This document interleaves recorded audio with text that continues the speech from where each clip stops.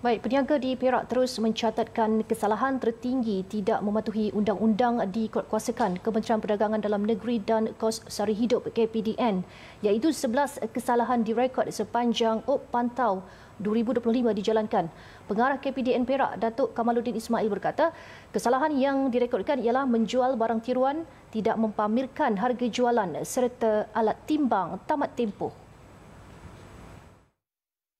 Pecahan dia 5 kes melibatkan tiada tanda harga.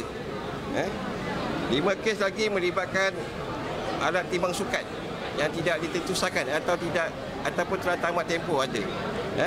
Yang satu lagi kes adalah Akta Cap Dagangan 2019, iaitu kita dapat jual barang tiruan. Ini kes malam. Di mana nilai kompaunnya terkumpul adalah sebanyak RM3,800 daripada 11 kes ni. Mana nilai rampasan anggaran RM84,000. Menurut Datuk Kamaluddin, sepanjang Op Pantau yang bermula 2 Mac sehingga semalam, 1,500 premis telah diperiksa. 195 penguatkuasa dan 75 pegawai katanya terlibat dalam pemantauan tersebut. Lokasi yang menjadi tumpuan ialah di Bazar Ramadan, Bazar Aidilfitri, Pasar Awam, Pasar Raya serta Kedai Runcit.